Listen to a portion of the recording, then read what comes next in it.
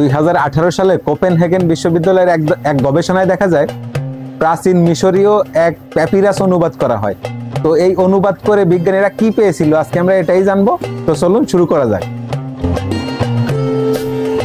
আজ থেকে প্রায় 3500 বছর আগে প্রাচীন মিশরীয় সভ্যতায় মানুষ গর্ভধারণ এবং শিশুর লিঙ্গ নির্ধারণে কি করতেন? হ্যাঁ, ঠিকই শুনেছেন। প্রাচীন মিশরে গর্ভবতী নারীদের কি সন্তান হতে যাচ্ছে এটা জানার জন্য তারা অদ্ভুত এক ধরনের পরীক্ষা করতেন, যেখানে গর্ভবতী নারীকে দুইটি আলাদা আলাদা ব্যাগে প্রস্রাব করতে বলা হতো, যার একটিতে থাকতো গম, অপরটিতে থাকতো জব। এরপর তারা দেখতো কোন দানাগুলো আগে অঙ্কুরিত হয়। যদি গম আগে অঙ্কুরিত হয় তাহলে ধরা হতো মেয়ে সন্তান আসবে, এবং যদি জব আগে অঙ্কুরিত হয় সেক্ষেত্রে ধরা হতো ছেলে সন্তান আসবে। আর যদি কোনোটি অঙ্কুরিত না হতো সেক্ষেত্রে বলা হতো দুঃখিত, আপনি গর্ভবতী নন। আশ্চর্য এই পদ্ধতির কথা আমরা জানতে পেরেছি মাত্র 2018 সালে।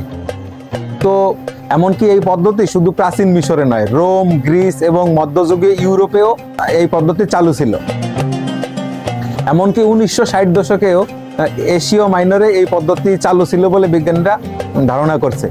1963 সালে বিজ্ঞানীরা আরো একটি গবেষণায় দেখতে পান যে 70% ক্ষেত্রেই গর্ভবতী নারীদের প্রস্রাবে এই ধরনের গম বা জব অঙ্কুরিত হয়, এবং বিজ্ঞানীরা বলছে এটা শুধুমাত্র এস্ট্রোজেন হরমোনের কারণে। এতে বোঝা যায় মানব সভ্যতার চিকিৎসা জ্ঞান অতীতেও ছিল বিস্ময়করভাবে সমৃদ্ধ। প্রাচীন মিশরীয় চিকিৎসা জ্ঞান তাদেরকার সময়ে ছিল অভাবনীয়ভাবে উন্নত। তো ভাবুন তো, 1000 বছর আগে মানুষ চিকিৎসা জ্ঞান কতটা উন্নত ছিল। এটাই আসলে বিজ্ঞানের আসল রোমাঞ্চক। তো এই ধরনের নতুন নতুন ইনফরমেশন পেতে আমার প্রোফাইলটাকে ফলো করতে পারেন এবং ঘুরে আসতে পারেন আমার ইউটিউব চ্যানেল থেকে। লিংক কমেন্টে দেওয়া থাকলো। ধন্যবাদ।